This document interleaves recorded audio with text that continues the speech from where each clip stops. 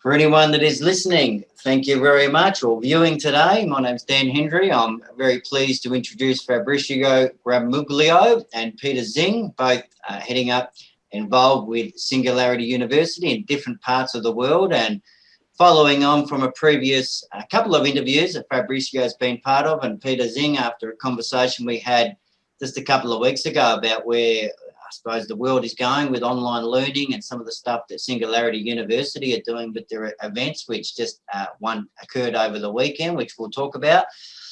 So I'll let the guys sort of start to introduce a little bit more about what they're doing. Just a word of warning for anyone that is viewing today: if you are expecting something that's specifically structured, an agenda, you're not going to receive that. We're having a really free-flowing conversation, and in parts of this, I'm sure I'll be spectating because Peter and Fabrizio have a lot more interesting things they've been working on in this space than me. I'm purely the interviewer wanting to find out more like you are. So I think just given that Fabrizio was involved with the last one, I'll let him kick off, Peter, and then over to you, and we'll start that conversation. Fabrizio, if you can tell us more about what you've kindly invited me to be part of with the two platforms, your Experience Plus and the Generation Space, and just in general, what's been going on with Singularity. Maybe we'll keep the intros brief, do that quick round circle intro, and then we can go into more detail. Go back to you, Fabrizio. Okay, so thank you a lot, Dan. Really appreciate to be here again with you and be here with Peter. We already have a very good warm up, and I think the conversation will be super funny and exciting as well. So what I'm up to, a lot of things, obviously, I mean, as probably anyone in this virtual room. Yeah, but as you mentioned, my mainly project at the moment are Experience Plus, that is, let's say, the first company around the Internet of Senses, and we are, let's say, pretty even modest, but we would like to say that and we are really want to make embedded and embodied experience real. We really believe in Internet of Senses and in coming brain-computer interfaces. And the other one, yes, it's more than an event. It will happen in 10 days, and it's called Generation Space, and we already start warming up about it. So basically what we did is to create a 6-hour event connecting all generation with space. It should be very inspirational and educative at the same time. We have more than 15 speakers at the moment coming from all the part of the world, and it will be tiring for sure, but also very, very exciting. Nice. Look forward to hearing more about that. And I think over to you, Pete. What have you been up to, mate? Yeah, thanks for organising, Dan, and thanks for Fabrizio. I look forward to that link as well. I'm pretty keen to get involved with that 6-hour conference. With myself, part of the faculty at Singularity U. I work as part of the advisory committee as well at Singularity Australia. So we're organising the summit in March next year, and Fabrizio and I were just mentioning some of the cool things we'll be looking to have there in virtual reality and space-wise. So really excited about that. I also work at KPMG in the Innovation Solutions and Technology and Ventures team. So we're looking at immersive technologies through pivoting for the physical spaces, and all our clients really can't come into the offices to look at all our data visualizations anymore. So we have to now look at ways to shipping out a virtual reality headset to them. And so this is going to be the future of work, and I'm really excited about the sort of reinvigoration of the virtual reality space. It's brought about, there's a silver lining of this terrible thing that's happening around the world. That's right. Yeah, it's been an increase I've seen. So, righto. Well, like I said, my interest from the overview. Very keen to hear more about what's happened over the weekend with the event finished off in virtual reality. My interest around all of this is the workshops and online masterminds where people can come together and feel like they are together, similar to what you just said there. And really from a creative point of view, where my mission I'm working on is all about not making the big money. It's all about freedom and other people having that ability to be creative. And I think the virtual reality is going to provide that opportunity. And I know, Fabrizio, you're niched down with Experience Plus at the moment into the backstage VIP type experience with that platform. So maybe if you want to, have the microphone for the next 10 minutes, tell us more what you're doing. We'll then have some questions, and then Peter, over to you to do the same, and we'll come together at the end. Yeah, sure. So, but basically what we are doing is what I mentioned at the beginning. So something new is happening not only in the area of virtual reality, augmented reality, but in general in the area of experiences. On one side, there are the kind of new economy that is called passion economy, that is allow people to monetize their own skills, sharing experiences with other people. On the other side, there's the Internet of Senses that is coming pretty fast, faster than expected, honestly. And it's kind of evolution from Internet of Things. So basically, what does it mean? That your next experience that could be real in VR, AR, or any kind of reality or spatial web for the future will not be only audio and video, but we are able to collect and transmit stimuli. And it could be obviously temperature, humidity, that's very easy, or taste, touch, and so on. So what we are doing is to create this platform and the protocol. And the last month we worked to basically, let's say, not work a lot on the platform for the passion economy, so the Realix Plus platform, but we work a lot of the core, and we start working, creating an ecosystem of companies that could support the idea.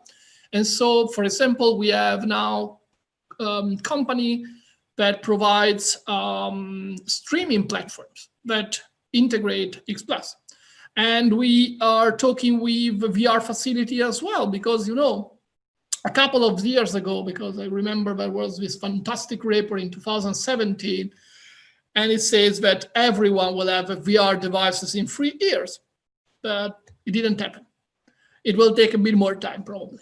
And so if we want to offer virtual reality, augmented reality, or any kind of reality that so far will need the device, the good idea is also to provide people the opportunity to rent it or to find a place where could live a real experience. So in our ecosystem, we are trying also to tag local platform that is about sharing devices or helping people to find the right place, or virtual facilities. That's another great opportunity. So this is the job we are doing. We are working on creating, let's say, a backbone of companies that really believe that audio and video is very boring. I always joke, says that around 100 years ago, an Italian guy patented the audio inside a silent movie. You know, it's called Giovanni Rapazzo in 1917. After 100 years, we are still at the 2-dimension audio video. And so I'm always joking and says, maybe we need another Italian guy to broke this 2-dimension and add more dimension. Who knows? The 3rd dimension of Italian guys, that's good. Yeah, I'm really excited to hear about the work that you're doing at Experience Plus. You know, like some of the passions of mine is transhumanism and how do we transcend limitations of our human biology. And it sounds like what you're doing is essentially getting us into that direction. And ultimately, I want to hear more about the brain computer interfaces that we'll be working towards to fully immerse ourselves in that virtual world. Yeah, I'm also keen to hear when you say that it's coming faster than what you think. I mean, maybe for some of the audience that they're completely oblivious to it even coming at all, what you just mentioned, how fast is it coming? That's 2-dimension every time you talk about how fast. Obviously, 1 dimension is the technological dimension. So, for example, let's talk about the difference between 4G and 5G, 5G and 6G. So in terms of technological advancement, the jump we did from 4G to 5G is nothing compared to the 5G to 6G in terms of data, reliability, like another kind of stuff. And even in terms of how much time we will need to move from 5G to 6G. So this is pretty impressive. On the other side, obviously the dimension is, let's say, customer/marketer penetration. So as I said before, what happened for VR? We know that VR, AR in general, getting a lot of traction. But on the other side, we know there's a lot of fragmentation in the market, a lot of different devices. So one of the resistance point for sure is the problem of the customer acquisition or the market acquisition in terms of devices penetration. The good part is that these, say, Internet of Senses devices like VR masks that allow you to smell the environment are already on the market. And so let's say that the Internet of Senses is coming very silently in terms of maybe entering starting with video games, but it's now a very huge market where people want more haptic devices, like haptic suite to feel what happened around them. And I think, Peter, you made comments on our phone call the other day. You might want to add to that uptake of virtual reality through the, what was it you said, the integrated accounts with sign-ups or the main? Yeah, that's right. So that's on the software side. So Fabrizio, mentioned there's a huge sort of, I guess, abundance now of headsets and a variety of headsets. And they're starting to sort of align themselves with, OpenXR to have a single platform. So if you're developing on HTC Vive, for example, you can use the Oculus Rift platform, for example. But the software side of things is also seeing a lot of consolidation. And where we're seeing that is the HTC's Vive XR suite. So this is kind of like the Microsoft 365 of virtual reality. You think about, all your different apps that you have for your office. You've got Word, PowerPoint, and Excel. Well, in virtual reality, there's different apps for things when you want to socialize. So VR chat is one of the, the most people use to socialize on virtual reality. And so that's part of HTC's Vive Social now. So Vive Social is now rebranding by VR chat, and they're using a single sign-on so that you can go from VR chat to something like Engage VR for education to, I guess, Verbella if you want to go into a digital campus and have that campus-style feeling. Kind of like Fortnite. And, there's also like Vive Museum, which is the Museum of Other Realities. So you're pretty much using a single sign-on to go through all these different apps. And that was one of the barriers to entry of people that were new to VR, because you had to create another account for another app. And this allows you to embed a deep link on your calendar invite to say, hey, you want to hang out with me in VR chat? You would just send an invite with the link, just like you would with email. And someone can click on that link, put their headsets on, and they'll be right in the same room as the other person. And that's something is really going to make it a lot more accessible for business and individual sort of personal users. And so, I think with VR chat and having, more than 20,000 concurrent users just recently, like it's starting to really hit that sort of knee of the curve. It feels like with the Oculus Quest headset, it's $299 US. So I've just got one. That's got the Oculus link, and you get some free apps along with that. People are starting to say, well, why don't I just provide my employees with a laptop and a VR headset and not worry about their office space? This is something that can just be your standard employee onboarding process. And so at KPMG, we're exploring that in the Insight Center. At Singularity U Australia, we explored that for the executive program just last week, and using Verbella as a way to do our graduation ceremonies. And we've seen some LinkedIn posts and celebrations there. And it really gives you that congenial feeling when you're next to someone, and you really sort of want to opt in to talk to someone when they're next to you, as opposed to try to set up a Zoom call, separately afterwards. So really seeing that software side of things really accelerate. And there's a lot of money going into it, you were saying. And Fabrizio, let's focus on that for a few minutes in terms of what Facebook. I know last year they, for the Facebook, for the Super Bowl ad, they had Facebook groups. So they're really trying to bring condensed, people together that have that specialized common interest. Obviously, what you're explaining to both of you brings that together, that experience, and enhances that. And if they've got what they're doing and they want to keep people on the platform in these groups, which is their goal, how do you see that panning out with, I suppose, you've talked about the longer term sound, colour, extra sensory, Fabrizio, but even just everyone having a VR, it sounds to me like it's not far away from that becoming quite a mainstream thing. What would you say is the timing? And can you elaborate more on what you know with what Facebook are doing? Facebook example is good, but if you're looking for something more crowded, I think you should start looking at what happened on Fortnite, even if it's not yet VR.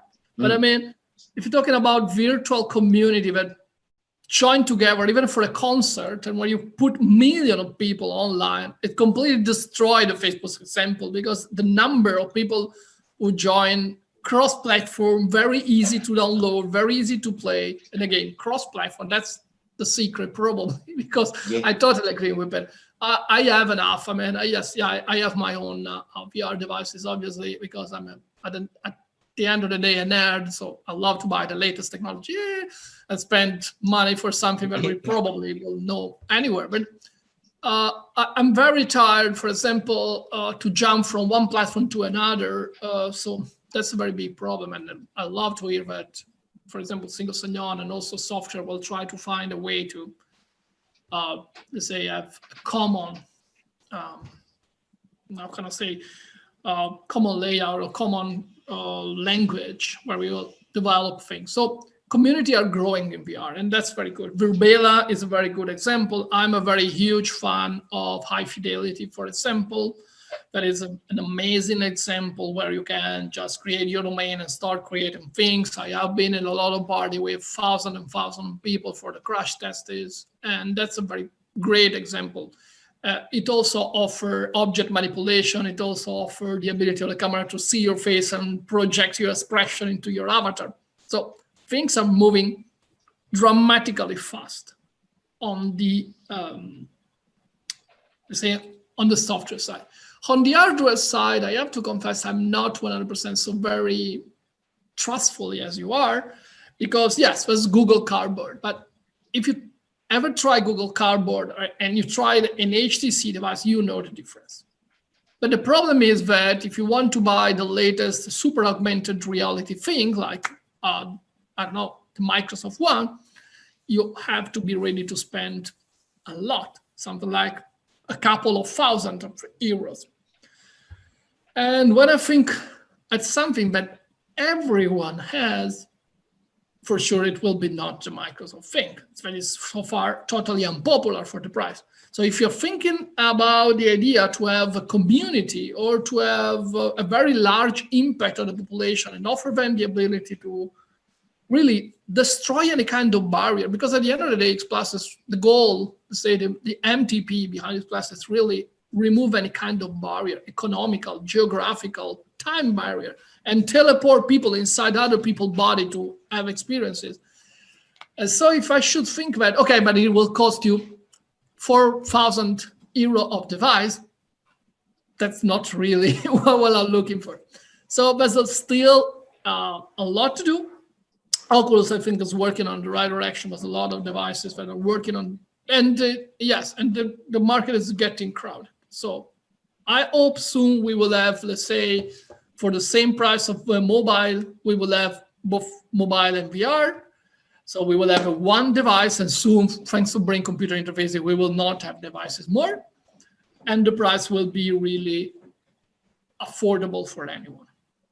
Yeah, the brain computer interface should definitely come with your private health insurance or public health insurance eventually as well, because that will be amazing.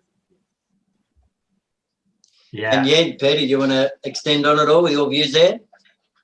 Yeah, I think Fabrice is absolutely right. And I think with the Quest 2, for example, it's $299 US, but if Facebook uses that same business model that they do with their social media, essentially that headset's going to be free at some point, and you are the product, because whatever you look at becomes your marketability in the data that they collect.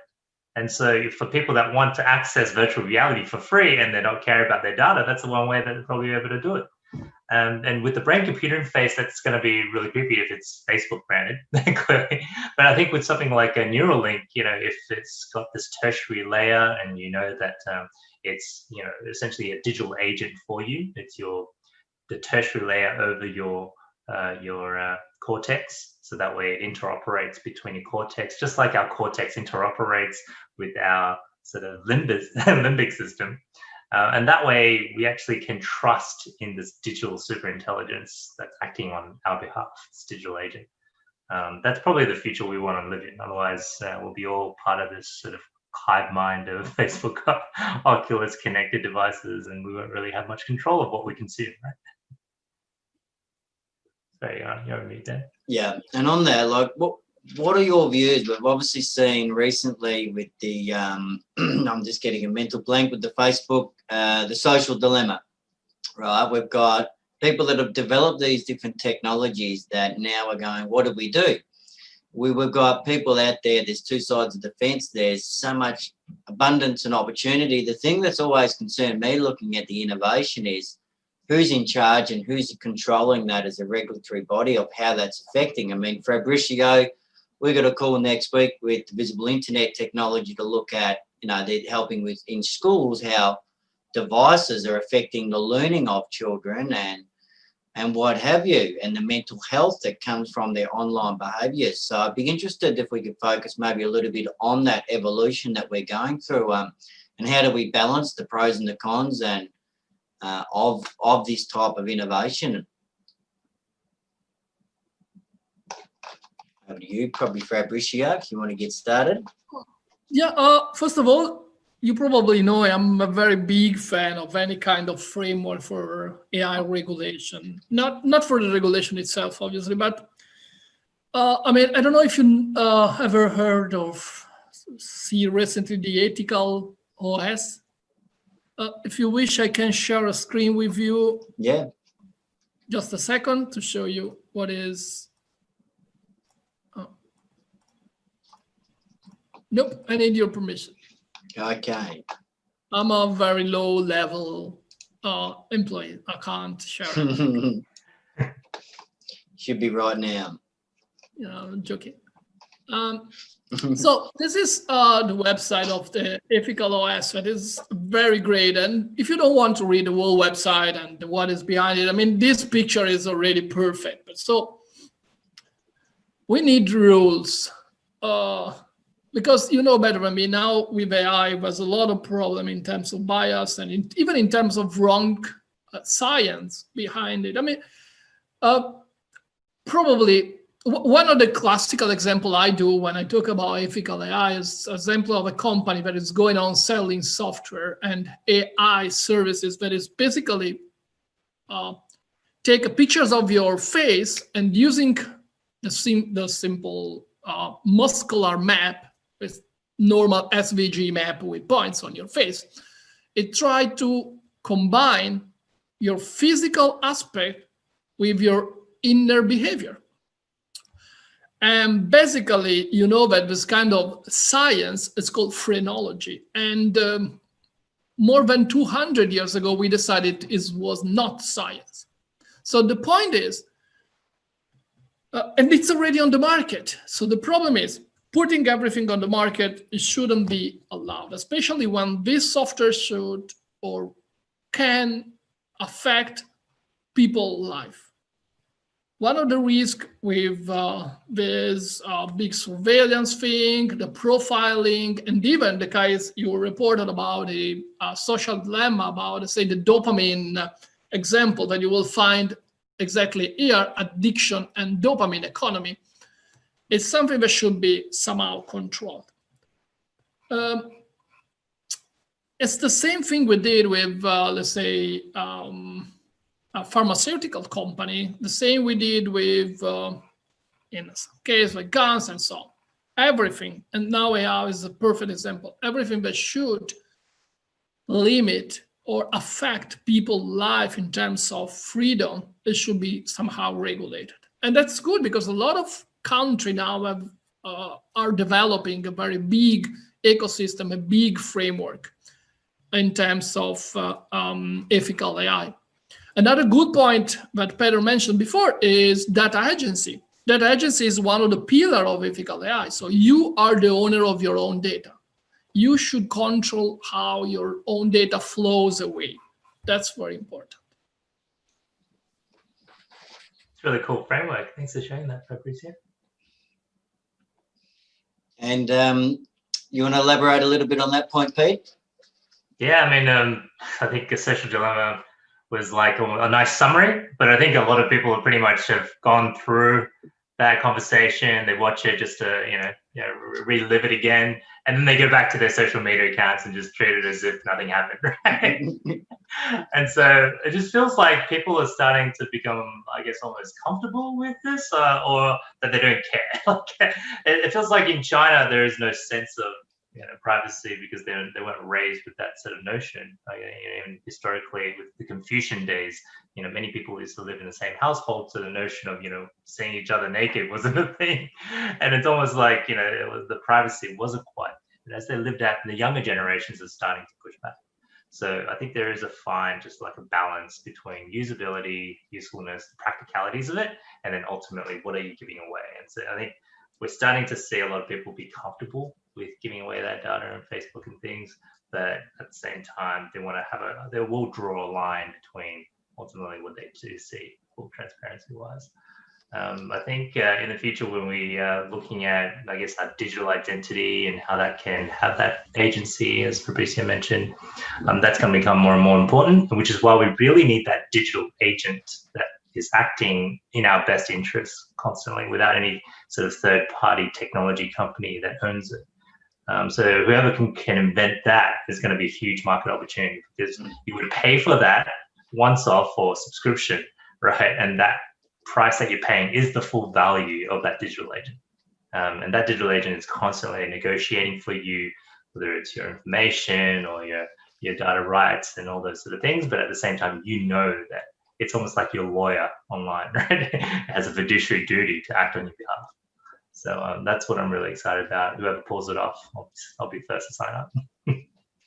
I think that's a good little segue into sort of mainly maybe some of the business operations and I think marketing potential experiences. I mean, experiences are the things that sell, and in any of my sales experience, it's really initiating that, engaging with that emotion in someone. And a client or a colleague of ours in one of our programs has built a really well-performing ad for one of the biggest car companies in the world around, and that was a virtual reality type experience, and that was their best performing ad because people could feel what it's like in the car. So yeah, I think for the next 5 minutes, let's focus on how you see that the business environment. I mean, you're touching up with the engagement with Zoom and conferences, but I think if we can combine a bit of that, maybe with your thoughts on a marketing experience type of view, where you see those two areas going, that would be very interesting. Whoever wants to start, you put your hand up and jump in. Over to you, Pete, by the looks of it. Yeah, sure. Well, it's just just thinking, putting the Quest on, and you have your home view of everything. Right now there's Cyber City, right? So it looks like Cyberpunk 2077, and there's buildings, outside your window. You're like living in a city apartment with flying cars coming through. And you know what? You look outside and there's like a cola sign, right? It's not Coca-Cola. It's just placeholder for whatever you want to market. And the cars that are flying through, it's just, standard generic cars, right? It's not marketed or anything. So, all of that is just building the canvas for all of the infinite real estate you'll be able to get in virtual reality. You no longer need these billboards, just like on the internet, everything is a billboard. But in virtual reality, you can actually feel that sense of immersion. And with Fabrizio's business of, creating that extra experience, you'll be able to taste and smell and actually feel materials in. And look at Fortnite, it's a free game. Everything is just buying skins. And what that means for retail, when you're essentially buying all these digital goods, you're experimenting with it in virtual reality initially, but then you can actually have the physical version ordered online through Amazon as well. And, that's where the gloves and the haptics really come in handy, because you want to be able to feel what that handbag feels like. Not that I would buy a handbag, but probably more like a, try out some of the latest PCs, something like that. Feel the real force of the new GPUs from NVIDIA and AMD. Like, see the fan spinning onto your chest or something like that. But, Tesla suit and the gloves and all the haptic experiences really helps that buying, purchasing behavior. And if you can bring the smells to it, Fabrizio, it's going to be a no-brainer, right?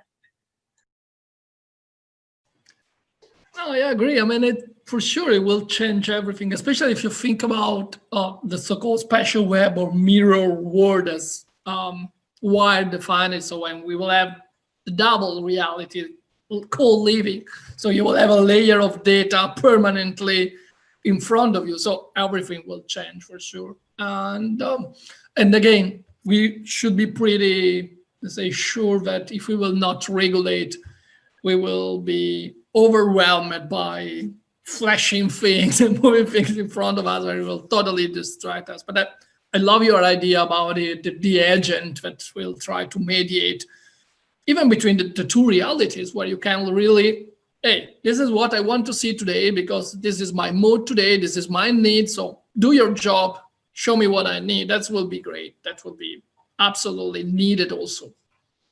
Love it. When we will start to work on that? Yeah, exactly. Fulfilling real need, but making things that you never knew you needed in the first place. It's just like, why am I buying all these things? Yes, that's a very good point. But what's really cool, like the augmented reality side also there's a lot of opportunity because, the physical spaces, there's going to be, I guess, a winning platform that everyone, opts into. So there's going to be one spatial web that people essentially adopt. And that's going to be probably offered by Apple or Facebook.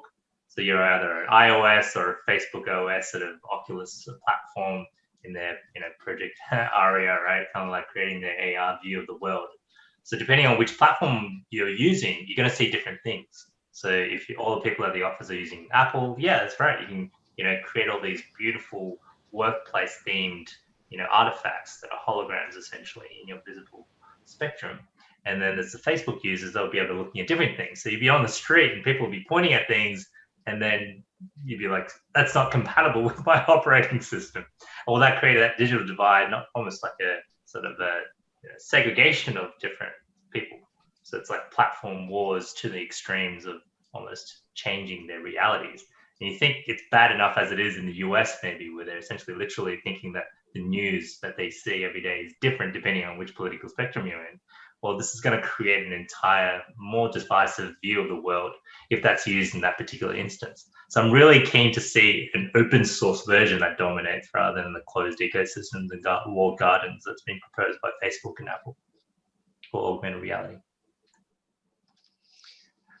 Yeah, I think what I'd love to segue into is we talk about sort of the marketing and what have you, and just the general experience is the experience platform and the conversations we've had. Fabricio, what I'm eager to get involved with moving forward with that platform. I think with COVID, I know there's a couple of organisations that set up online streaming for musicians.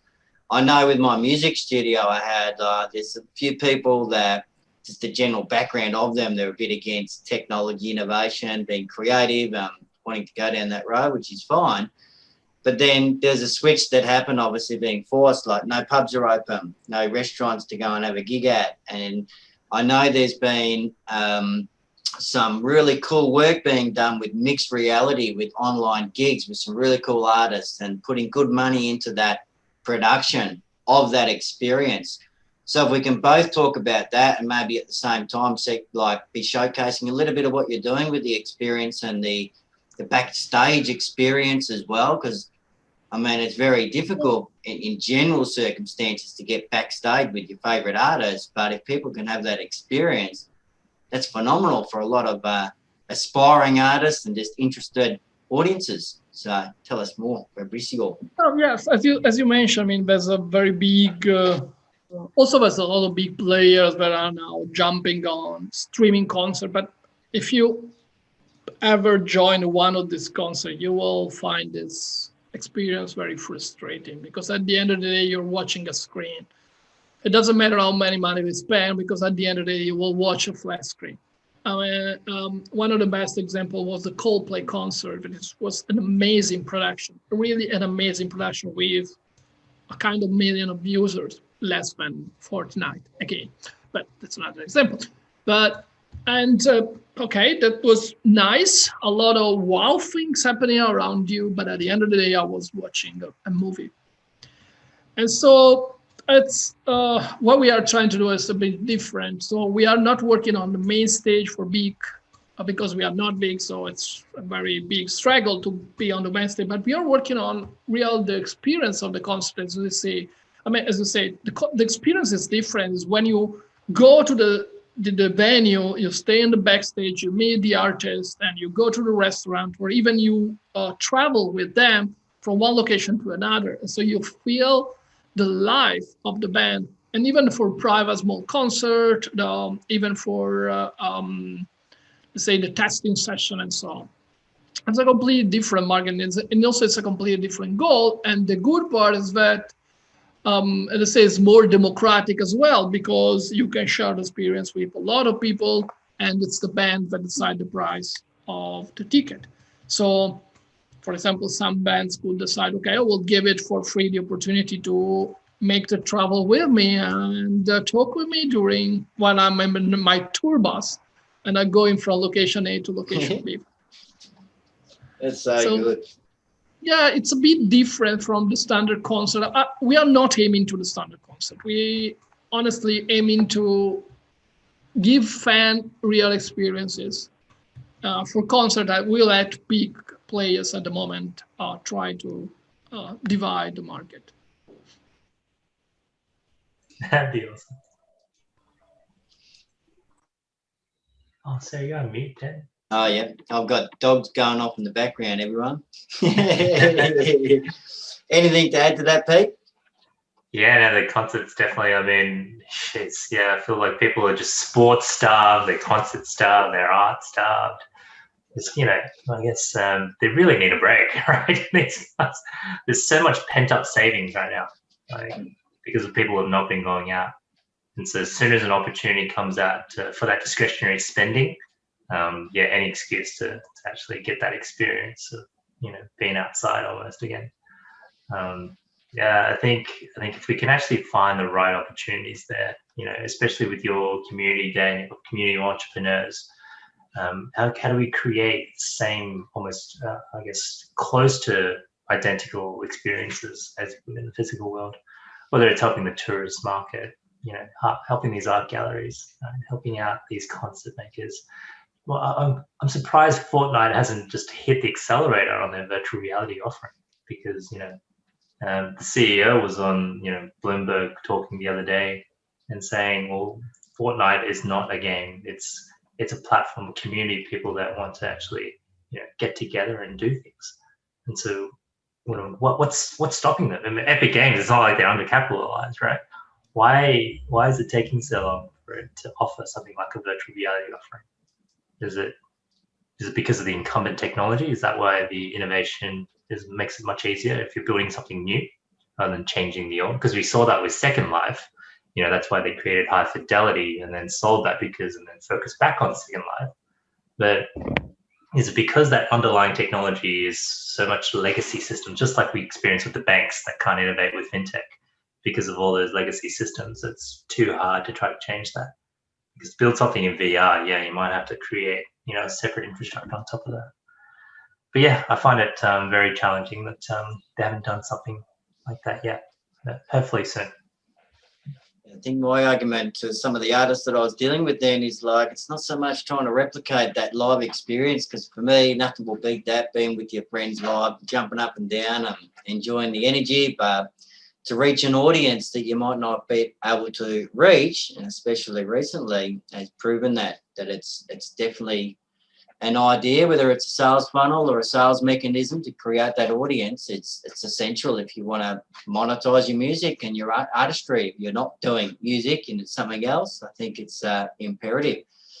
Fabricio, did you want to explain a little bit more about, we've got, just a maximum of 20 minutes left. So again, we're free flowing from here. I've really enjoyed the conversation. If you want to show more of your platform or talk more about Generation Space, we're talking about visible internet and educating kids next week. Tell us more what you're doing and think about that in the meantime yourself. Peter, anything you want to bring up? Let's free flow from here. The last thought will be about what you just mentioned. I mean the opportunity we have today to create something new. I see there's a nice question in the chat as well, but I mean, what we have now is a lot of technology and a lot of opportunity to create new, let's call it experiences, and also new business model. I mean, also one of the goals we have is to create something that could be very rewarding for anyone. So if we are capable of creating a good ecosystem and sell experiences, and experiences could be everything from joining a good business model session or join Dan in his crazy brainstorming when he paint all his walls with a lot of things. So that's very good. But I think now we have the tools even to create something together. And so I love when Peter says what restrain people to adopt these new tools. Probably, but that's, I think I mean, as a group, as an entrepreneur, we need to spend a bit of time to educate them what will be the real opportunity, both in terms of opportunity of, let's say, get rewarded, both for money or we would say visibility. And on the other side, the opportunity to create something that is not the usual, hey, I'm going online to see, as you mentioned, the latest star doing some stupid things or dancing at some music. I mean, what's your benefit for you at the end of the day? So I think the problem is to educate people. You could be part of something where you start gaining value and getting money. This is probably the hardest part today, and even is the most inspirational one, and probably the easiest to communicate. Money talks. Yeah, definitely. Speaking about, we're working with these guys on a concept called white mirror. So it's like the opposite of Black Mirror, right? You want to create a utopia, not just create a whole bunch of cliffhangers where people are scared of technology. So we've been working with some VR artists and building out what a white mirror transmedia solution might look like. It's going to be an anthology series. And so, the first episode is called Memories, where the virtual reality headset is gifted by a granddaughter to the grandmother, and actually brings back a memory of when the grandfather was still alive and they were, smelling the roses on their front porch, and she remembered when he asked her what coffee she would like. It's that sort of positive light that we can bring of what technology could be, rather than what Black Mirror did, which is, relive the same memory every single time whenever you have a bad relationship or something like that, right? Or the Every Moment of You episode. And so with White Mirror, we're developing this thing on virtual reality in alt space. So it was part of the Burning Man VR world in 2020, where the entire Burning Man happened in VR. And alt space, there's a guy by the name of Brian Crowitz, and he's built out the Unity Sanctuary. So it's on the desolate desert in Burning Man, and essentially built out all the different concepts, including Chinese, which is his wife's concepts around feng shui, and all these bakwa that's surrounding it, and having that sense of zen. And he wants to also make that a haptic solution, so people can actually touch things in the virtual reality and get that same sensation, and convert that with NeuroSky, the brain computer interface, to get that feedback. And so all of those projects, you're right, at the end of the day, how do we make that look like it's that business case can come through in business models? People would people pay for those experiences? Would people actually, instead of going to Burning Man for real and, suffering through no bathrooms and things, would they do this in virtual reality and still get that same sense of adventure, right, and journey, which is really what we need to get that through, that same level of experience. So yeah, maybe the haptics will do it, something that can come with the ticket, embedding the headset, the haptics with the ticket, because that market, the entertainment industry, it really needs it right now. They couldn't be any better time to offer something like that.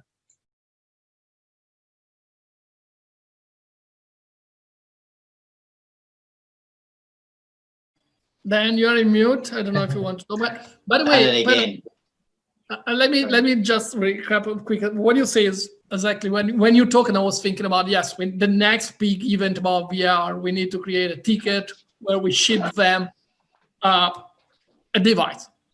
This could be obviously a cardboard or Google, something like that, but that's exactly what I was thinking when you're looking, and you say that. So absolutely, we have to do it. I mean, we have to talk about it in terms of creating a very big event about VR where we invite people to touch the VR environment. And yes, Dan, you should help on the marketing part as well. Yeah, I mean, people pay thousands of dollars for these tech conferences, and often on the corporate budget.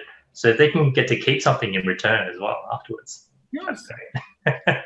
And also, as I said before, collecting and connecting the all virtual facility, VR facility all around the world, it will be great because it will bring them people. And so they get monetized as well because they can offer devices. So it could be a very nice way to, let's say, kick this thing a bit more practical. Let's get people touched. The headset and other kind of stuff. So it's get them to sweat in it. Get them to sweat in their VR. And all I was saying before when I was talking on mute was any audience questions, shoot them now, because I think we'll be wrapping up. And if there's any last golden nuggets, guys, feel free to. I'm just checking on the Facebook with any questions at this stage. So look, I'm really looking forward to continuing the conversation with, the innovation masterminds around, the way to build business models in general and focus down on the individual technologies. And I think given that there's been 2 interviews, including this one, in this type of environment with alternate experience, augmented mixed reality, virtual reality, that I think from a creative point of view, it's where my interest lies, and with the masterminds and the business and potential for sales funnels and those experiences, I'm wanting to continue that conversation. So yeah, let's set up that mastermind and continue having an ongoing conversation and bring maybe the initial audience in that can help us head up an event of that nature, and let's put it together. 100%. We all know enough people and other people do. So let's go for it, guys. Good plan, Dan. Any last words of wisdom? Any nuggets relative to today? Yeah, really looking forward to the upcoming events that Fabricio mentioned and the masterminds. And yeah, we got plenty of planning to do for the summit as well. So in March in Australia.